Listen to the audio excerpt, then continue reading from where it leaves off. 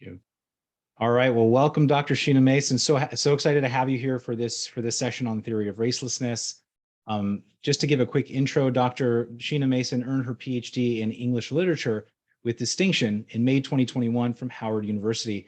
He joined the faculty at SUNY Oneonta. Is that how I spell it? Oneonta? Does that sound right? Yes, that's good. That's good. In Oneonta, New York, in August 2021 as a tenure track assistant professor in African American literature. She's taught at the College of William and Mary, California Lutheran University, and Howard University. Her book, titled Theory of Racelessness, A Case for Philosophies of Anti-Racism, was released by Palgrave Macmillan in 2022. Additionally, she co-authored Harlem Renaissance, an interpretation of racialized art and ethics, a chapter of the forthcoming Oxford Handbook of Ethics and Art, examining what, if anything, is the proper role of race in the aesthetic productions of or about members of racialized populations. You can learn more about her at theoryofracelessness.org. And without further ado, thank you for coming. I will turn it over to you, Dr. Mason. Thank you so much for having me. I'm excited to talk with you about my theory of racelessness, and just need a second to get the presentation queued to the right place. All right, here we are.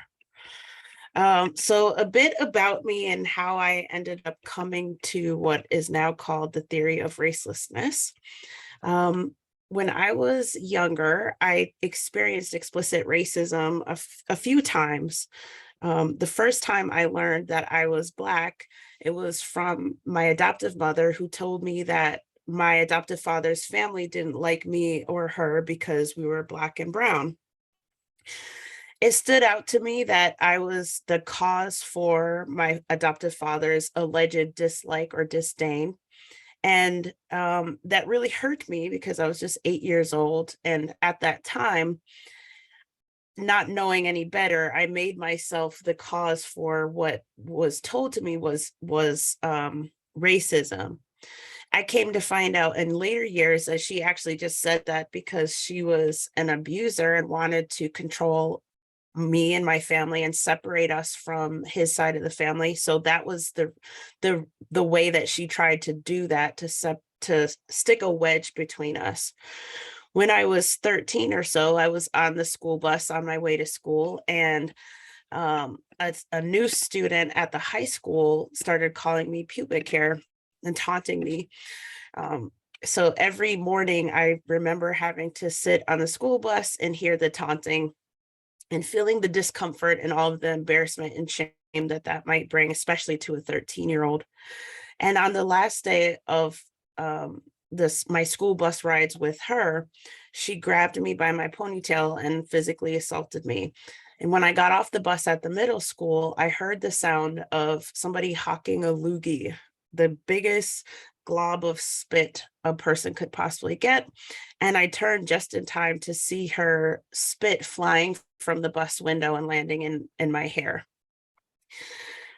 Around the same time, I remember being in the school hallway, and this boy that I had a huge crush on, coincidentally, his name was Jeremy, no relationship with Jeremy, who's hosting this summit. I had a huge crush on him, and he came out of class and saw me and accused me of thinking too highly of myself, and acted as if he wanted to come and assault me. And I just remember a bunch of classmates stopping him and like pulling him away and looking in confusion because I had no idea what was going on or why it was happening. He called me the N-word, and again, feeling all of the shame and embarrassment that would, that moment would inspire and solicit, especially in a young teenager. By the time I got to be an undergraduate, I felt drawn to African American literature in particular because it had come to be defined as a body of literature that always had to do with race and racism. But as importantly, what I saw in the literature was the resiliency, tenacity, the ability to overcome adversity, joy, love, all of the really good things in life that give our lives meaning. I felt that through the literature. And as somebody who had overcome not just the adversity posed by racism, but also just life's adversity. As I said, I grew up in a very traumatic and abusive household. I felt drawn to the literature because I saw myself in there, and I wanted to be part of the solution making efforts that the writers of African American literary texts were participating in. And that's really what started my love and interest in all things to do with race and racism, and the reasoning as to how I came to study all of those things through my study and focus on African American literature.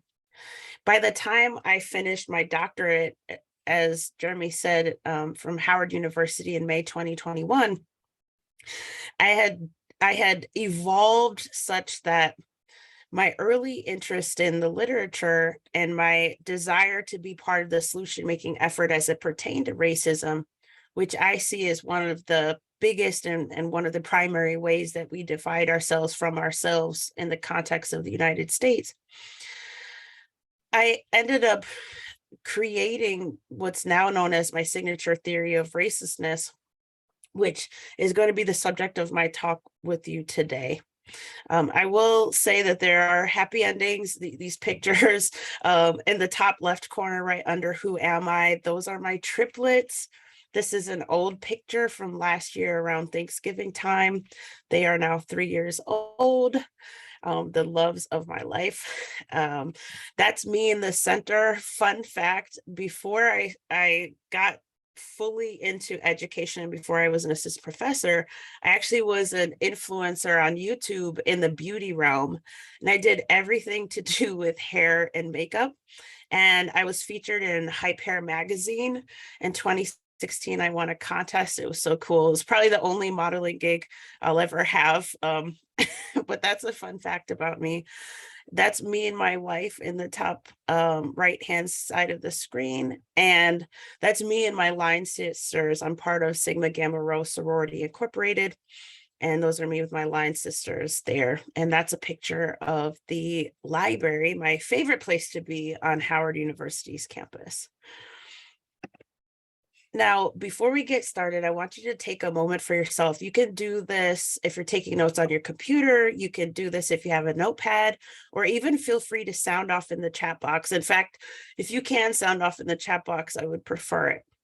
I want you to tell me how you define the following words: race, racialization, racism, and racelessness.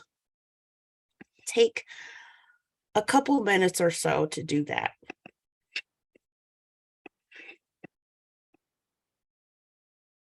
What? One of my sorors is out there. Ooh, Pamela, I see you, soror.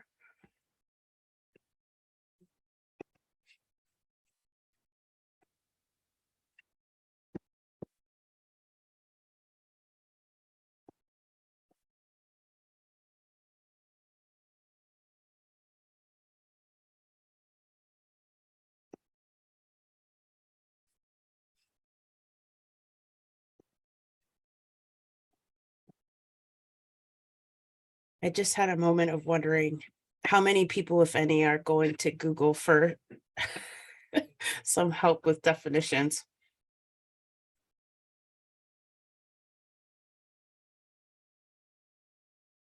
Thank you, Suzanne and Jess, for getting us started. Thanks, Jess. I appreciate that. Yeah, don't go to Google if you can avoid it.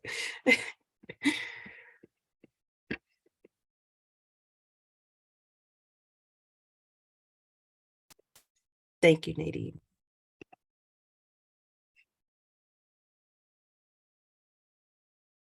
Jeremy, so good to see you participating. Wonderful.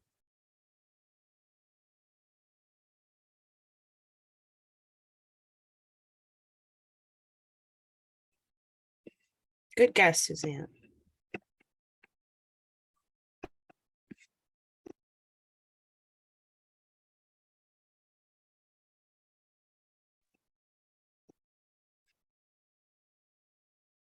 About 60 more seconds to finish up your thoughts.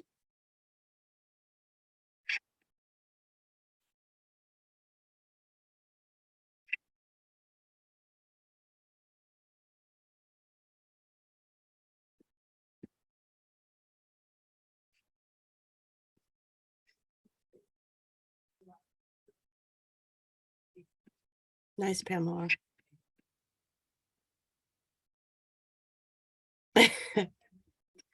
Thanks, Jess. It's almost as if you foresaw one of the slides that I'll be going into.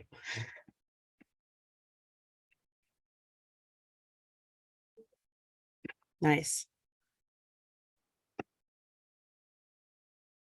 I'm living for how you all are thinking through and defining these terms for yourselves. And I want you to keep your definitions in mind as we proceed together, and keep at the forefront of your minds the following questions. Have we, or have you, been working against racism in ways that unintentionally help to maintain it? And is that in part because of how you've learned to define these terms: race, racialization, racism, and racelessness? One analogy my students often use after engaging with the theory of racelessness is that of the matrix. By the end of our time together, you'll decide for yourself: are you in the matrix? If so, how do you get out? Do you want to get out, or are you content to remain in the matrix? If you get out and you want to help other people out, how can you do that? To start, I invite you to open your minds and hearts to the possibility that what you believe about race, racism, racialization, and racelessness belies reality. I invite you to open your imaginations to how we can bring to fruition a better future for everyone, truly. The theory of racelessness is a framework for talking, teaching about, learning about, analyzing, identifying, solving, and resolving racism. It has core tenets as a framework, underpinning philosophies of race, and tools. The primary tool is the racelessness translator. The result of operating from within the theory of racelessness, as opposed to any other framework, especially those called anti-racist frameworks, includes the following: liberation from the detrimental impacts of racism. It stops the root cause of racism in its tracks. It makes us more clear-eyed about what racism is and isn't, which enables us to solve and resolve the problems that plague our society. And it helps people who are arguably most harmed by racism to heal and reconcile with others who are also harmed. The core tenets of the theory of racelessness are as follows: race does not exist in nature. Race does not exist as a social construction. Everyone is raceless. Racism includes the belief in race as biological or construction and the act of racialization. Racism is not everywhere and is not the cause for every perceived racial disparity or negative interaction, and racism can be overcome. Today, I'm going to give you an introductory overview of the knowledge and philosophies that underpin and inform the theory, thus resulting in these rules. My objective isn't to persuade you to abandon how you've learned to see yourself in the world. Instead, I'm opening the door to the possibilities, to our limitlessness, and the future-making potential of racelessness when properly understood within the context of the theory. I strive to create and illuminate a bridge that can exist between how any of us thinks about race and racism for the betterment of all of us who are sincere in our anti-racist and DEI efforts. In true doctorate of English form, I made up words. These are some of the words that I've made up. You will notice that the words don't often translate audibly, so it requires some sort of visual writing for these words to have the true effect. But the first word is racialist. It's signifying the sameness of that which is perceived to be racial and that which is perceived to be racist. The same is true for race and racism combined there. And the same is true for anti-racism. Erase and erasure are words I coined, or spellings I coined, inspired by Percival Everett's novel Erasure, in which he shows how the imposition of a racial or racialized identity onto African Americans actually results in an erasure of who and how people actually are.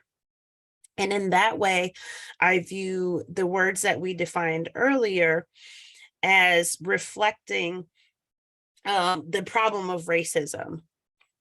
So racialization is quite simply the imposition of race onto yourself or onto other people. Racism includes the belief in race and the practice of racialization, that is the practice of applying race onto oneself and other people.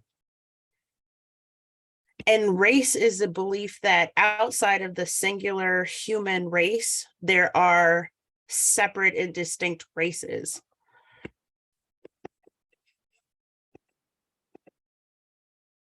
Now, before I get further into the content and definitions and philosophies and all of that, I want to point out the differences between what I'm saying and colorblind ethos and also race ideology, which I really view as being two sides of the same coin. I'm saying here that everyone gets this wrong.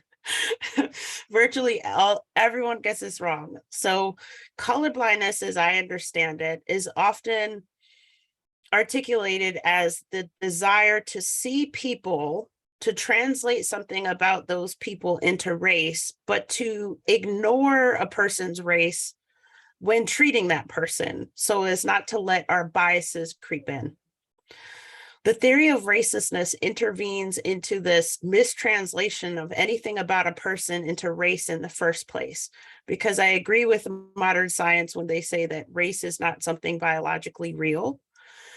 And our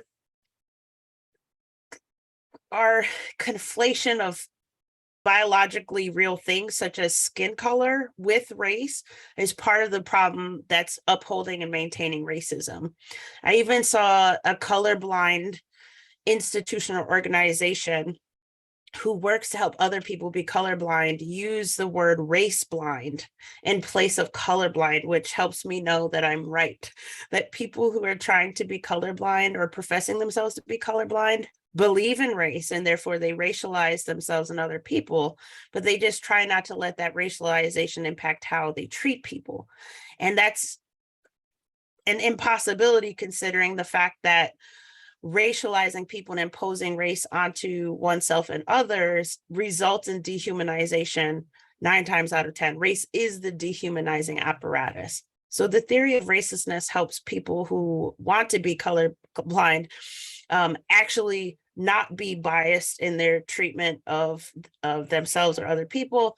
But additionally, it also helps people who are colorblind or want to be colorblind avoid the trap or the pitfalls of not seeing racism anywhere, which is the largest critique against colorblind strategies or mindsets in the first place.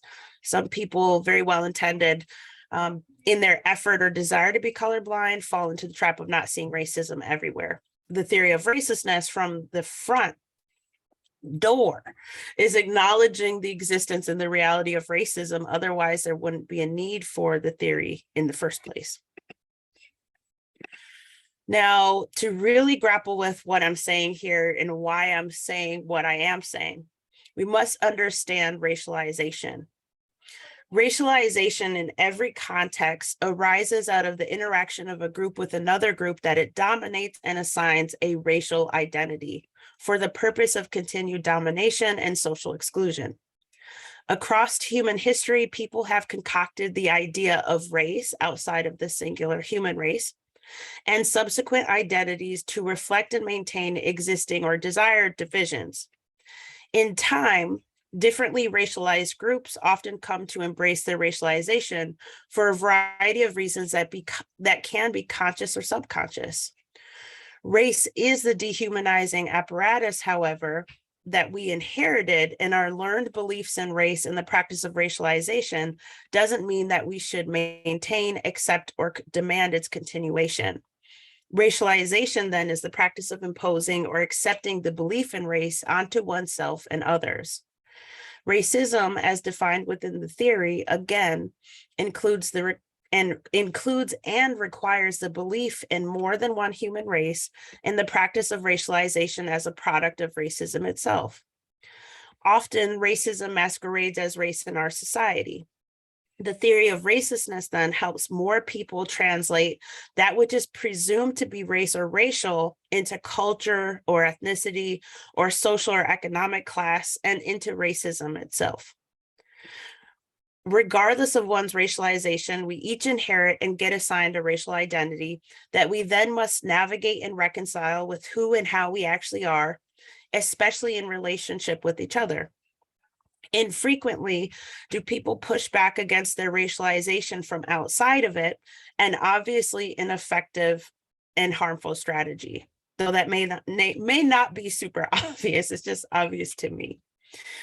As a strategy for resistance, most people accept their racialization, even as they reject the negative effects of racialization.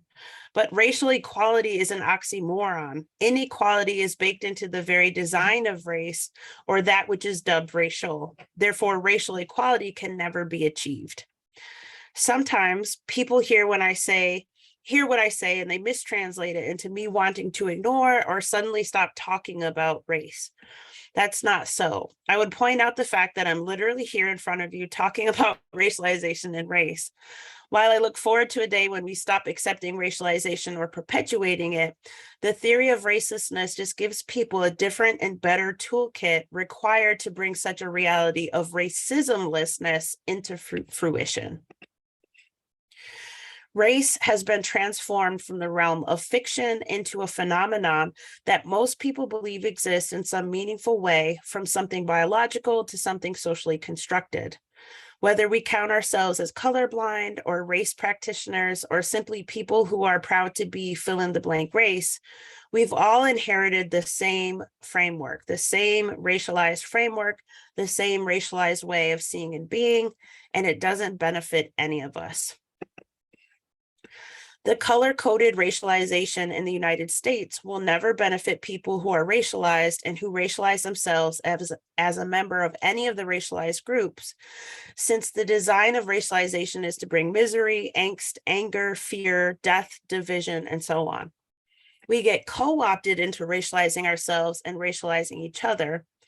And at various stages, we learn about our so-called race. I learn your race, you learn mine. Some good-hearted people might teach us how to embrace each other's races and not let our natural biases creep into how we treat each other. Others might teach us how important our races are to each other and about how America's diversity is reflected in the many races of people that populate the nation. With very few and infrequent exceptions, we continue to name and define ourselves with language and ideologies that stemmed from a history of dehumanization that we now keep ourselves within, even as we try to assert everyone's shared humanity. We then wonder why we fail to bring more people together to unify, heal, and reconcile.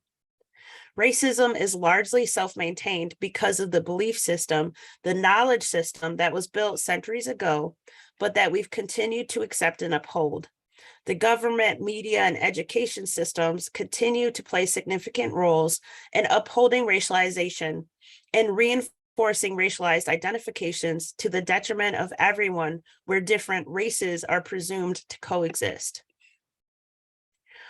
Now, in the discipline of philosophy, there's a specialization where philosophers can study philosophy of race, and I happen to be a philosopher of race. What they come to find is that there are 6 philosophies of race, 3 that speak to what a person thinks race is, and 3 that speak to what a person thinks should be done with race. And each of us holds one from each type of philosophy, even without having the language to say, this is my philosophy of race.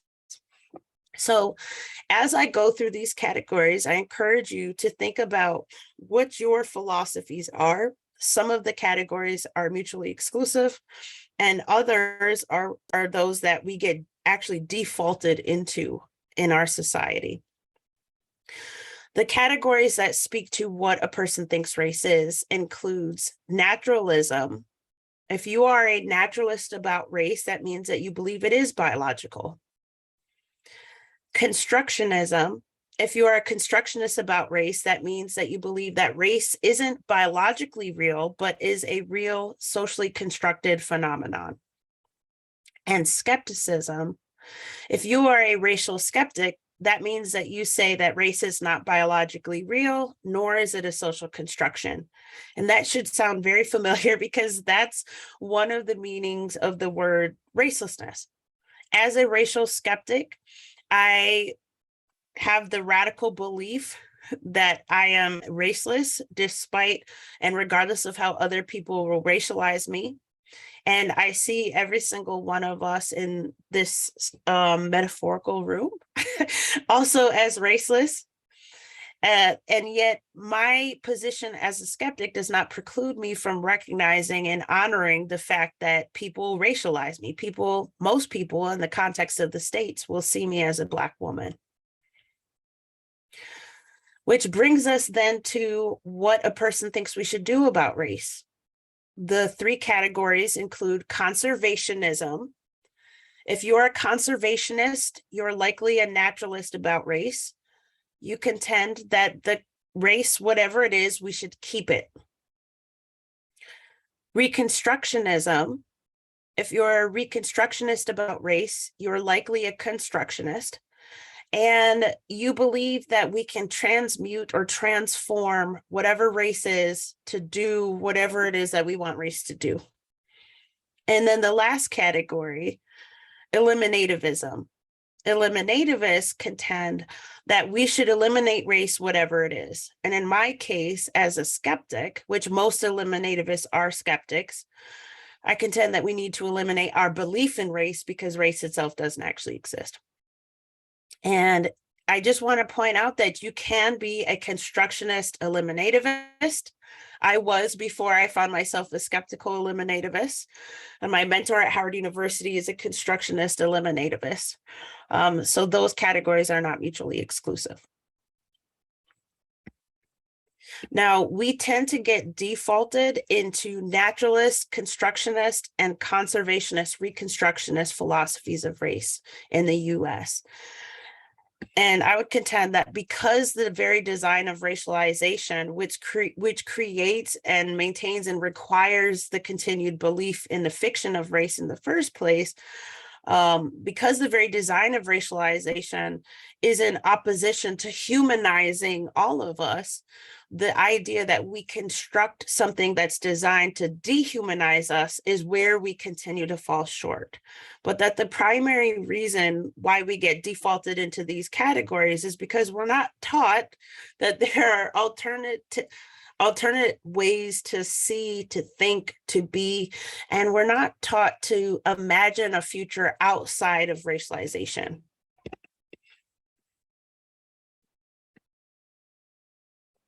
People in the US continue striving to reconstruct the meaning of race, to at once recognize America's violent history of racism, and also in an attempt to remove the violence of racism from race ideology. But as I was saying, if you consider the trajectory of the fight against racism in the context of the US, from abolitionism onward, people have inherited the racialized framework, the racialized way of seeing themselves. And so they've used that language and that way of seeing and being to fight against the dehumanizing apparatus that race is in the first place.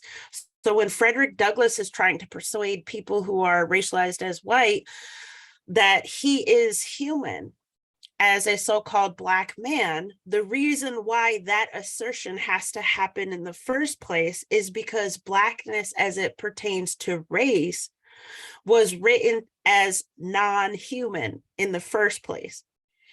If you go back to before the United States became the United States, when chattel slavery is on the ground, people needed a sort of ideology to justify the enslavement of human beings. They didn't automatically come with this belief in inferiority and superiority. So they take the language of white and Black, which already had everything positive attached to whiteness, everything negative attached to Blackness and darkness in early modern Europe. And then they take the concept of race, which existed there and everywhere else as a sort of hierarchy, but just not in the Black and white ways that we tend to think of it now. They take those two things, they put them together and they say, okay, if you are enslaved, you are a Black person. And if you are free and of recent European descent, you are white. And if you are free and of recent African descent, or if you are indigenous, then you are a free person of color. So that the color coding actually reflected your political national position in society. And then you have to imagine that once the generations after generation are born into that way of seeing themselves and other people, it becomes commonplace and it seems natural, right? And the questioning of, where did this come from? How did this even come to be? Why is it that people across time have had to constantly try to reconstruct Blackness to reflect humanity? It becomes such a natural way of seeing and being that we get stuck in the quagmire of trying to reconstruct what is a dehumanizing apparatus. And that's why we can't move forward. So what I'm inviting more people to do is to engage with the alternate philosophies of race that are seldom taught, often misunderstood, and to help us discover how some of the most revered figures of history, including Elaine Locke, James Baldwin, Martin Luther King Jr., and even Malcolm X at the end of his lifetime, they reflected skeptical eliminativist positions on race. And the conspiracy theorist in me will admit that it's no coincidence that Malcolm X becomes a skeptical eliminativist and then he's assassinated. There's something about these philosophies of race that people have consistently, even on a subconscious but also a very intentional level, tried to obscure. And it's no accident. And the design of racialization would have us really believe wholeheartedly that there's only one way to move forward, and that is to see race as a construction and to reconstruct it. But it's not so. It's not so. We do have other options. But the only way we can free ourselves from the metaphorical straitjacket of misdefinition is if we recognize all of the philosophies of race, if we free the language we use to discuss racism, which I want you to imagine as I had written a couple screens ago, and talk about and teach about racism in ways that force a sustained reckoning with racism while not maintaining it, oftentimes unintentionally. If we're able to do these things, then we can deepen many of our anti-racist efforts. Because race isn't, and it has never been, just skin color or phenotype or some immutable characteristic. If that were true, then race would have a true biological basis that inspires disdain, indifference, or adoration in people. Race would be the cause for racism. But in fact, race isn't skin color or phenotype, DNA, culture, or whatever you want to call race. In his essay, Reflection, Race and the Human, Charles Mills, a philosopher, posits that race, whether formally designated as such or not, generally comes to signify the fully human and the subhuman, whether genuinely within the human community or outside it. The subhuman is actually not human at all. Race often is the hierarchy. It is the attending racism that gets carried on by our continued belief in and upholding of race and racialist ideology. In my first book, Theory of Racelessness, I apply the theory of racelessness, and I show how, more often than not, race translates into both the cause and effects of racism itself. Thus, when I say that race doesn't exist in nature or as a construction, I mean that Black and white, when applied to humans, does not exist outside of racism itself. And everything that appears to be race or racial, I can translate that language into racism itself, again, more often than not, or into social class, economic class, culture, or ethnicity. But the nefariousness of continuing to allow that conflation, right, that misdefinition and the misdirection is the fact that the racism is getting carried along with what arguably are more valuable assets to society, such as culture and ethnicity, racism gets carried along. And that's what makes it pernicious to me. And that's what makes our belief in race the thing that we should eliminate. So I want to try our hand at translating race into some of this more apt language that I'm talking about: culture, ethnicity, social or economic class, and racism. So I'm going to walk us through a couple of these examples, and then I'll invite you in the chat box to help me translate some other examples. So in this first headline on the top left, it reads, "When race is relevant in headlines and other news literacy lessons." Now, if I'm seeing this headline for the first time and I'm applying the Racelessness translator, which is simply an analytical tool to help me be super clear-eyed about what is and isn't happening at any given moment, right? And what people are and aren't communicating, I would consider the fact that most people, when they say race and they talk about the importance of race or the relevance of race, they're really talking about racism. Again, more often than not, people insist on the importance of race or the meaningfulness of it because they want all of us to recognize and honor and value the existence of racism. So if I'm seeing this headline, I'm guessing that what it should say is when racism is relevant in headlines and other news literacy lessons. In addition, people conflate race with culture. Again, a valuable aspect of our society, but we fall into the trap of racializing culture. We fall into the trap of racializing ethnicity. So we take this fictional concept of race and then we apply it to meaningful things, and then that inspires us to see race everywhere. In actuality, this headline might also readily read, "When culture is relevant in headlines and other news literacy lessons," or "When class is relevant in headlines and other news literacy lessons."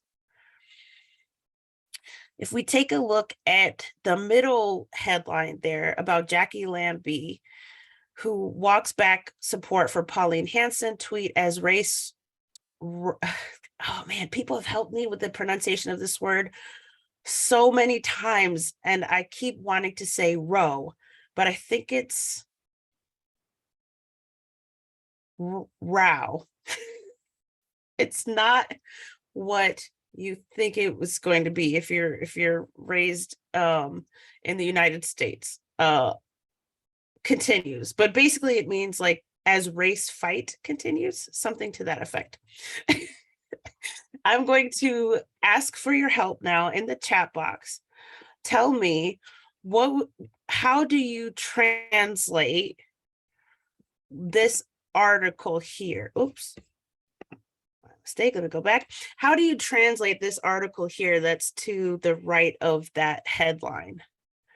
Take a minute to read through and let me know what the content of that essay or article is in the chat box. This rhymes with cow, row. I'm going to get it right at some point.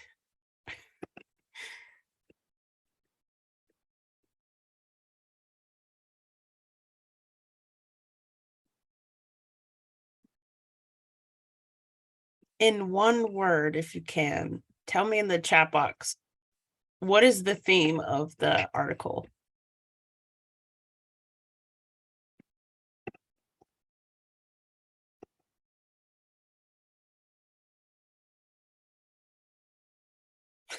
Thanks, Ben. That's good to hear.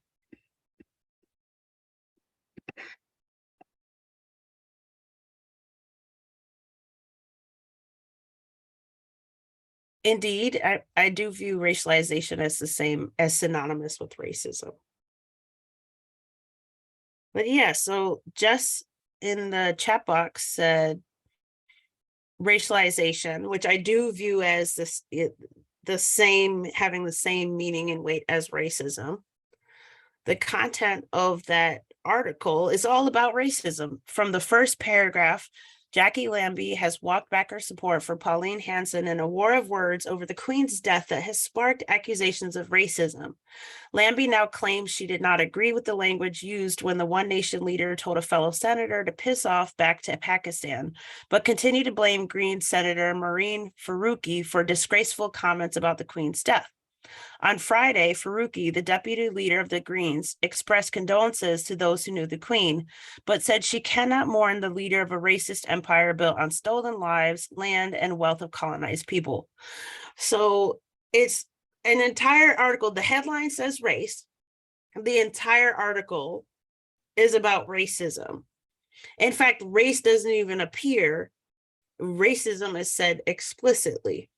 So you start to see, once you're able to practice this type of translation, you start to see how more often than not, people are using race and racism in the same exact sense, in the same way as synonymously, meaning that race is racism and racism is race in our minds, which I contend is usually a subconscious happening, which just goes to show how even on a subconscious level, we can intuit the sameness of that which is racism and that which is race.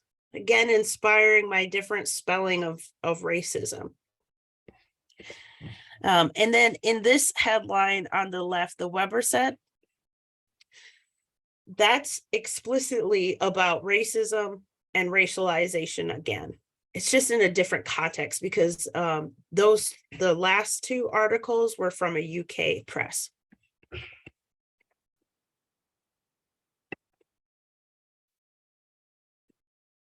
I'll read this excerpt aloud. And again, in the chat box, I want you to think out loud with me. Help me translate what is being communicated in this essay or in this excerpt. Last month, a new charter school opened on San Antonio's east side. Essence Preparatory Public School was founded with a specific mission to serve the Black and Brown children that the public school system was consistently failing, developing those children into leaders for their community. But as Essence Prep made its way through Texas's charter approval process, they were drawn into the state's battle over how race and history is taught in public schools. The school was even forced to update their charter application, with state authorities saying that they used the words Black and Brown too many times. They lost months of preparation and a multi-million-dollar bond deal, and they accrued thousands of dollars in legal fees along the way. Translate this for me. Where you see race specifically, signaled by the language of Black and Brown primarily, how can you translate that? What is being communicated here? Sound off in the chat box.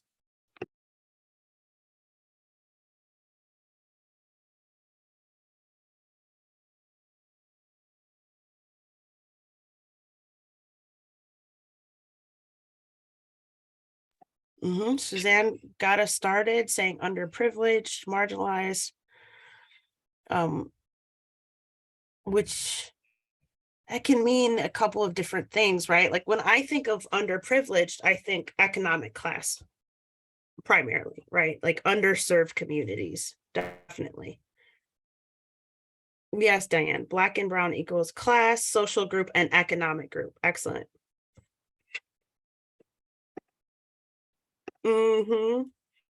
Jeremy said, those that are trying to fight racism are victims of racism.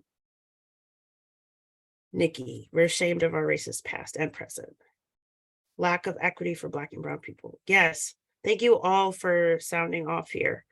So I want to highlight a couple of points that you're making in the chat. Going back to this topic of underprivileged, which also connects with Diane's point about economic group, which also connects with, I think, what Nadine is pointing to is lack of equity. So poverty, meaning poorness, and people who are racialized as Black are conflated and often used interchangeably throughout our society in ways that are hugely, I see as hugely problematic. because if you know the statistics on poverty, then you know the complexity, the nuance, and the grayness that can be found in analyzing the data from an unbiased perspective. And yet, in a lot of different types of media, poor and Black, and in this case, brown, almost inevitably gets conflated as being one and the same.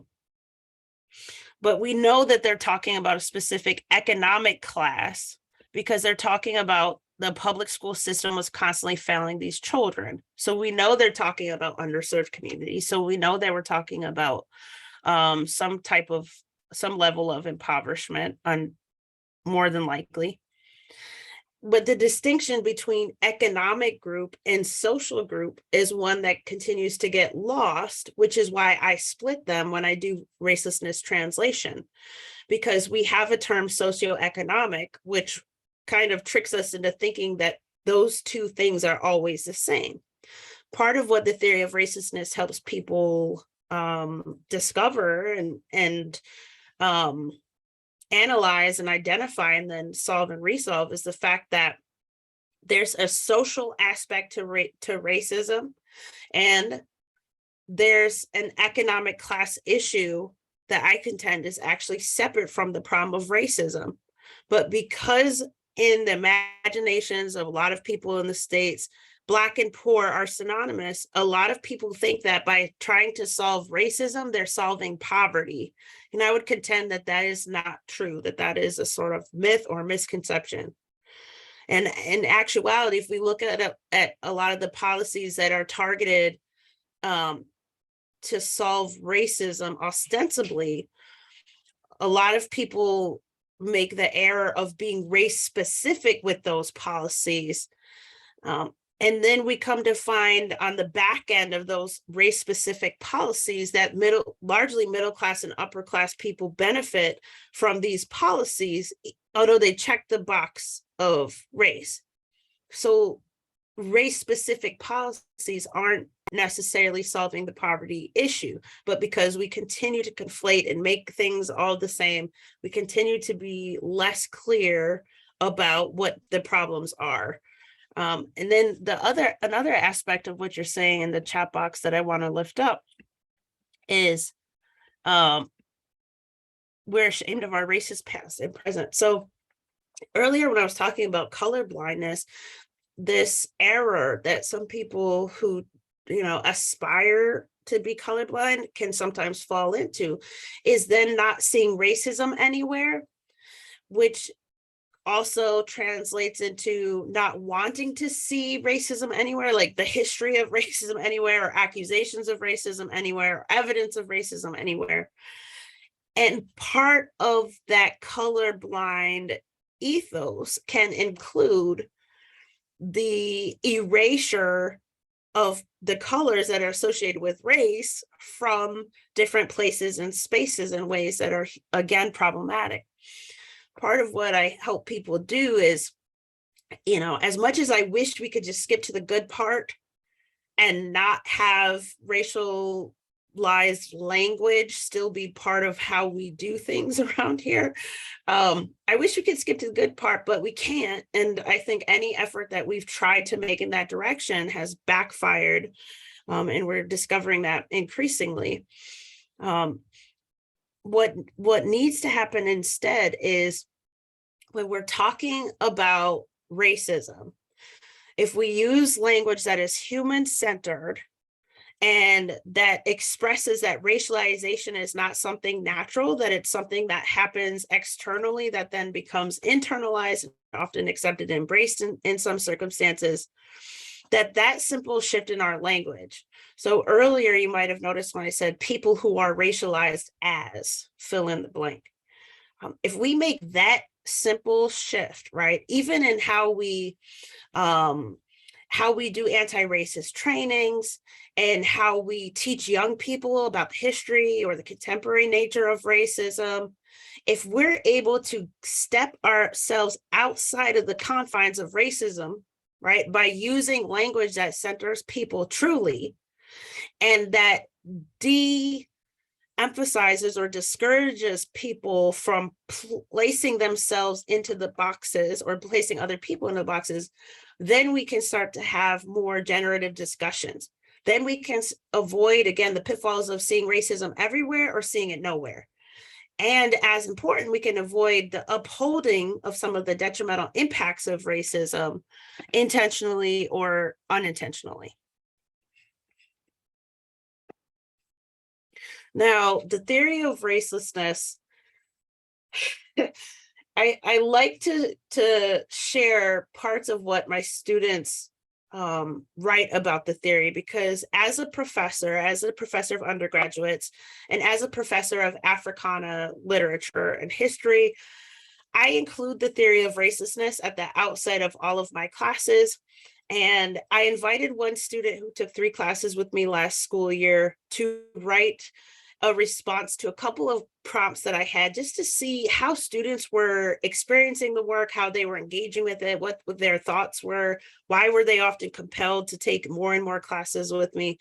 And one student, in her own personal time, this wasn't for a grade, she wasn't a student in my class at that exact moment, so it definitely wasn't for a grade. She wrote 7 pages about the theory of racelessness in response to my questions. And I'm not going to read you all 7 pages, so have no fear, but I do just want to share an excerpt with you from what she wrote. The theory of racelessness is not as scary as it may sound. Racelessness pertains to you identifying as having no race, but the theory in which it is situated has a profound implication, much more than race or what it means to be racialized itself. In removing your race, you may assume that you are removing your culture, history, past ancestors, and the community you are situated within now, but this is simply not true. In fact, you are more so embodying your individual characteristics that represent your culture in its truest sense, instead of some watered down version of it, which race does. Race waters you down to an arbitrary category that does not account for your true family and your true history. It brings you and those who may physically look like you to this one simplified narrative that doesn't even account for a fraction of who you are, what you think, or what you believe. This brainwashing process seeps into us individuals and makes us miscategorize ourselves, which is always way more powerful and dangerous to the status quo than someone else doing it for you. With that, this is the conclusion of my formal presentation. Thank you so much for your kind attention and participation. I would love to welcome your questions.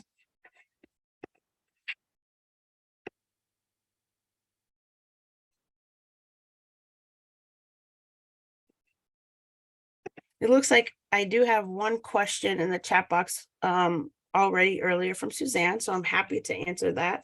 Suzanne asks, so how would you have rewritten that passage about Black and Brown communities?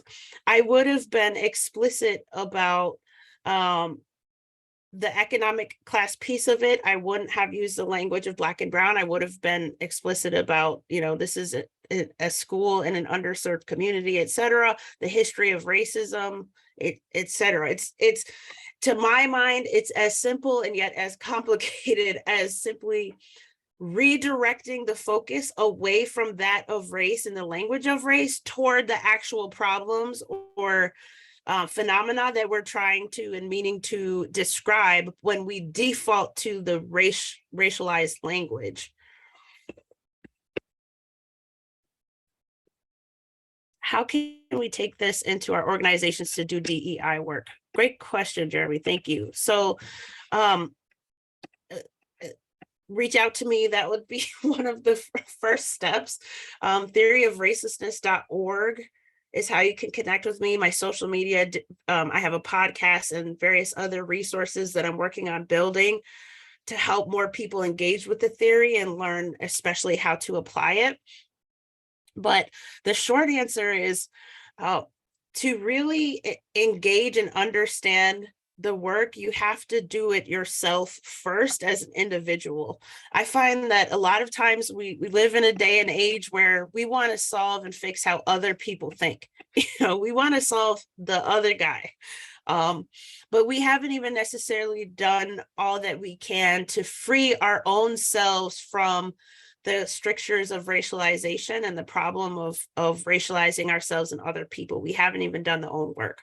So one reason why I invite people to visit my website is because the process really starts with you as an individual. And once you can really free yourself from the strictures of racism and racialization, then you can start to help other people do that. And one of the methodologies I help people master is the racelessness translation, because that's a necessary part and that's something that any person can learn. But then also, once you really know and understand the rules of the theory and the benefit and the value of approaching the topic of racism from the perspective of the theory, then you can invite and teach anyone else the same rules, right? The same framework, the same underpinning information. And I've never had anyone come to me and say, Dr. Mace or Sheena or she, I regret learning this thing, right? Like that never happens. It's just a matter of being able to open the door to learning for ourselves, and then being bold enough to open the door to learning for other people and understanding the methodology of the theory. Because one of my primary strategies is inviting people to step into skepticism when they're in the space of an anti-racist workshop. And that requires knowledge that I have to give them, right? That requires a certain amount of discomfort and stepping outside of oneself, because it's not going to be how people generally think of themselves. It takes a lot of intent and a lot of practice, but it's well worth it in the end.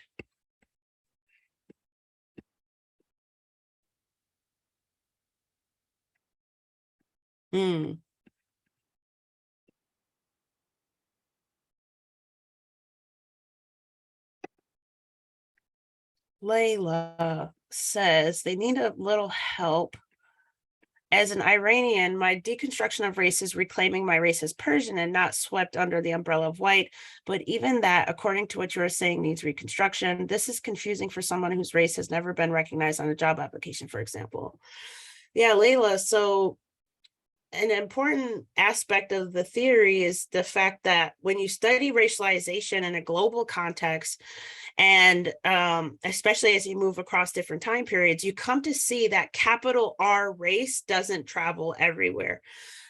Different countries have different conceptions of what race is, and therefore they have different practices of racialization, which can be inspiring and give some people a sense of optimism, because if it's not the same everywhere, but if some people have tricked themselves into thinking or assuming it's the same everywhere, then theoretically we can do something different and it doesn't have to stay the same wherever we are. But one question that I'm thinking about now in relationship with your statement of the problem, if you will, is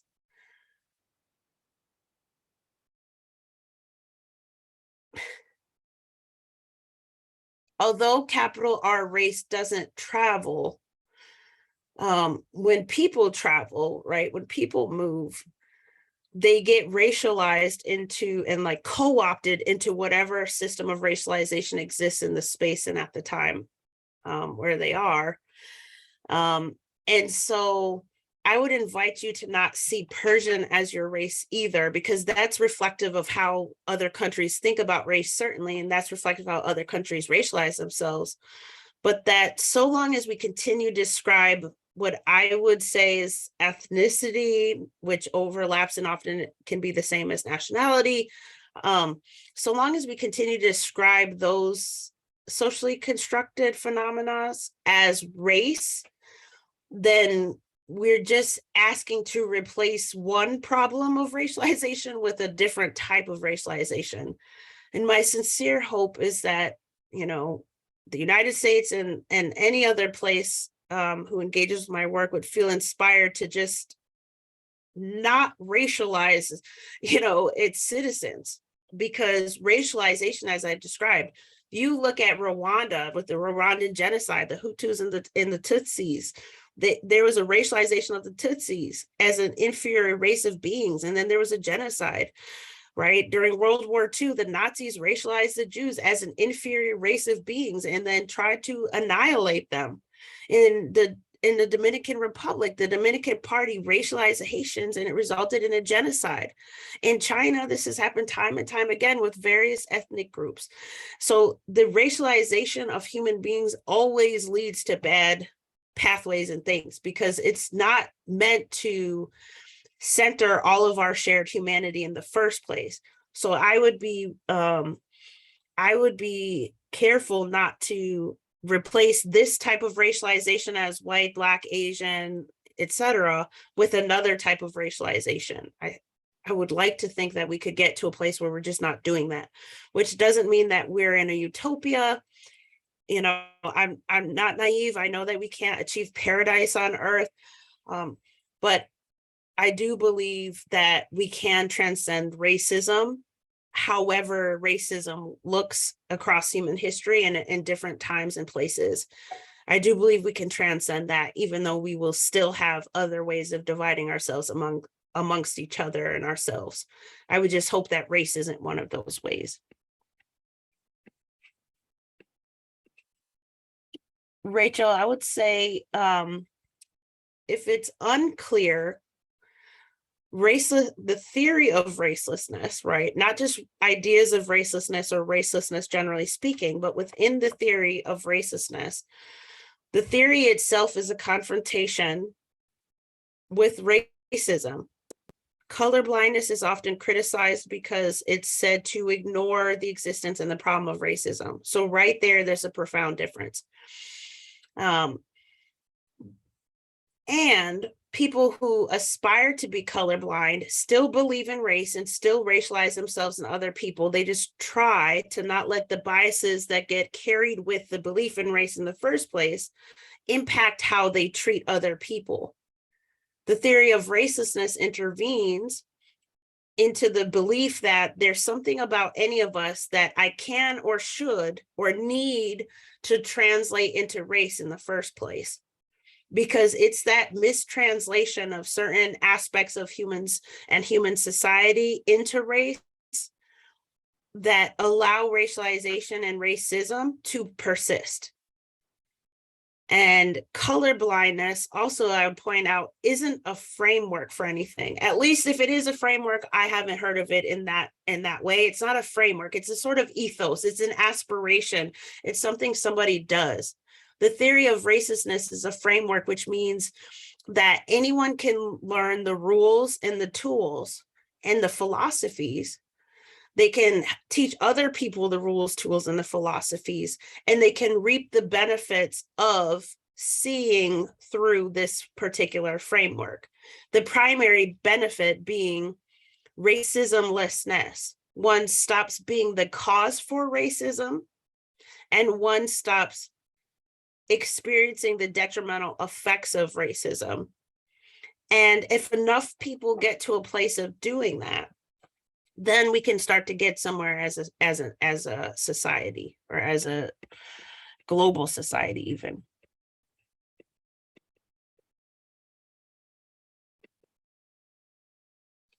Ashley says, what language explicitly accounts for class but not economic status? I'm thinking about how to translate the article about the charter school. The focus on Black and Brown students is much more than just how much money is in the household. Language to talk about the intentional empowerment that was being attempted would be valuable.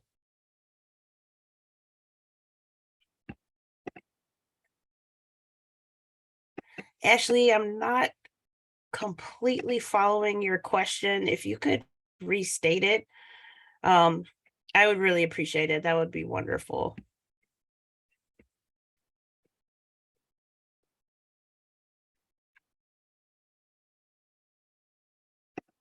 Let's see. Ashley, maybe part of the challenge is that race is being conflated with identity. Indeed, it doesn't sound like you are saying that cultural groups can name their shared experience, but that the process of racialization includes a social value hierarchy. Okay, so I think there's a couple of aspects here that I can definitely pull the thread for. So part of the challenge is certainly that race is being conflated with identity. As it pertains to most labels that we are encouraged to attach to ourselves, I think that part of the encouragement of attaching labels to ourselves includes the identification with and identification as the things that we attach, the labels that we attach to ourselves. I'm thinking of like gender, sexuality, right? Race, economic class, social class, all of the things. And in particular, when thinking about race, this becomes hugely paradoxical, because if chattel slavery was the impetus for race as we now tend to think of it,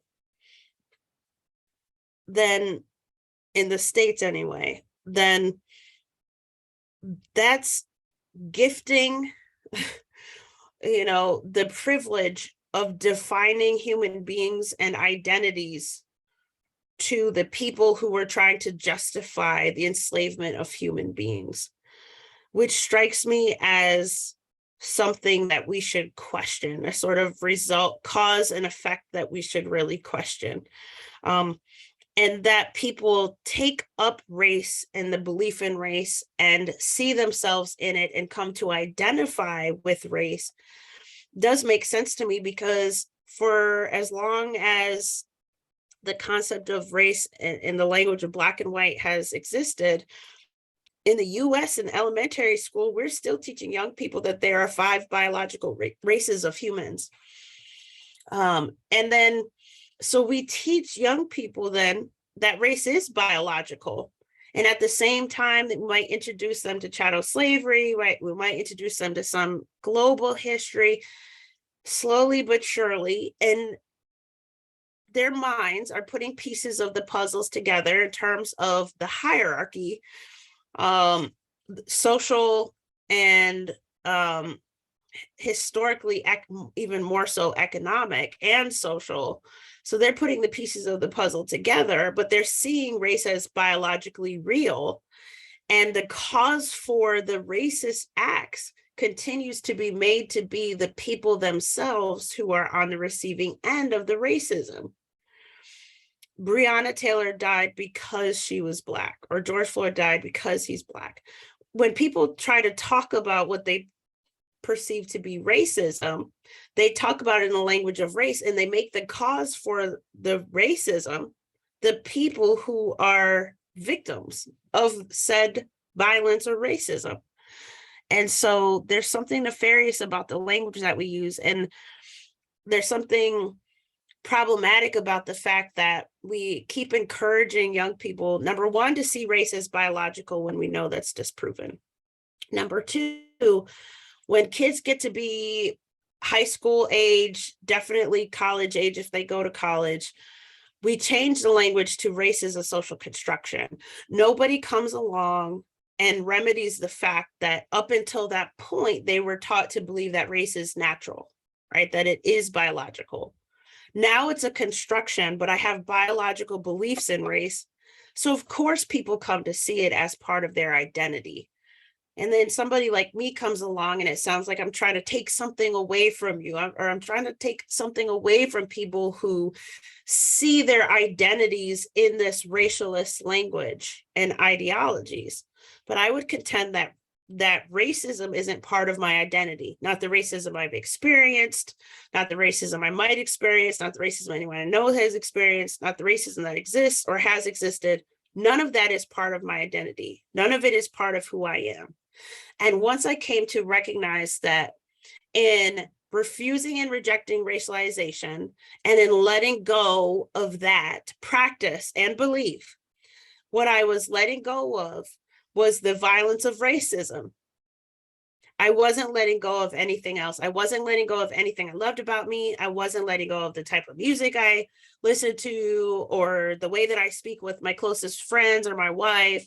I wasn't letting go of anything I loved about myself. And if anything, I had a more proliferated understanding of all of those things because I wasn't stuck in the confines of Black and white, pun intended.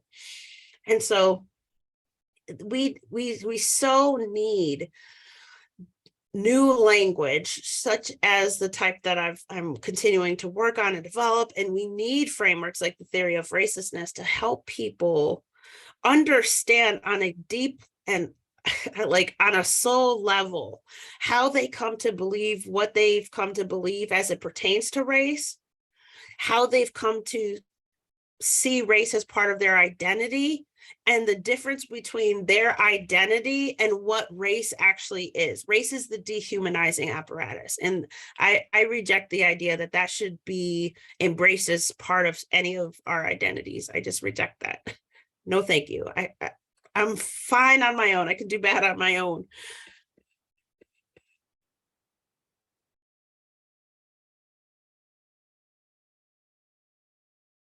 Does anyone have any other questions or perhaps follow-up questions or even comments? I welcome whatever you have to say.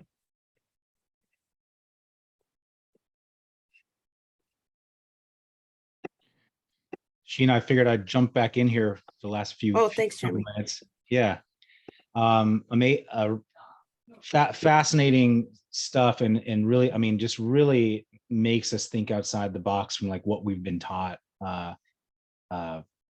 It dawns on me that it's really good to hear that when you go into workshops and folks nobody says, I wish I didn't learn this, but when you say, because I totally get it, and everybody here seems very open-minded and optimistic about it, and when you say people might feel like I'm taking something away from them, that really strikes me as like the big pushback, right? Of like, I've been taught my whole life to focus on race or something like that, as my part of my social identity or part of my core identity. Do you ever get that in workshops or anything that you have to kind of address, or are people really open-minded about this typically? That's a great question. I find that people are typically open-minded, but that doesn't mean that in a single workshop, they're persuaded, right? Now they're all about the theory of racelessness, and now they've seen the light that I'm shining, and they're freed from all of the strictures of racism. Unfortunately, it doesn't work that way. And I would contend that it can't work that way because we are so ingrained in our belief system. This is one way that I say that racism is systemic that doesn't get talked about a lot. It's our belief system, our knowledge system as a nation is 100% part of the problem, because we inherit that. We inherit these ways of seeing and being, and then when confronted with alternatives or the possibility that maybe this aspect is wrong, or maybe this isn't the best way forward or whatever, then yeah, that can feel personal to some people, right? And people, even without necessarily knowing how to articulate it, they can feel like their soul is being threatened in some ways, or not, or as bad, not seen. But in time, and with more engagement, and with more learning and more sharing and more practice, people who've initially seemed very resistant or confused, or just like they don't get it, or they just vehemently disagree, in time, I've seen huge transformations of people coming around to say, even if I'm not a skeptical eliminativist right now, I understand 100% how you came to be and why you are, and why sharing these philosophies or sharing this framework is really important and helpful and valuable. And I think that's the wonderful thing about all of this too, is that people don't have to be 100% believers in a thing to teach the thing, to offer the information, to offer the toolkit. It's just a matter of giving people options and opening the door to the very real possibility that maybe we've got it wrong, and maybe why it feels like we're hitting our heads against the wall for centuries now about this topic of racism. Maybe it's because of the philosophies that we're operating from. There's something very intuitive about what you're saying, I think, at a deep level, that kind of goes beneath or beyond the constructionist view that we've all been taught. And I think that's probably what people are resonating with. It's something very, it feels very true on some level, but also scary to kind of admit or acknowledge because of the sort of social pressures of this constructionist view that we've all been taught. So I'm excited to get into this more in depth tomorrow during our panel discussion as well. So anybody that's interested in this, we'll have two other panelists who are taking other types of more unifying, creative approaches to DEI work tomorrow. I think it's at 1:30 p.m. Eastern. So super excited. Thank you so much, Sheena, for sharing this with us and for giving us your theory. And this is great stuff. Thank you so much, Jeremy. And thanks to everyone for participating and chiming in. Feel free to stay connected. Bye.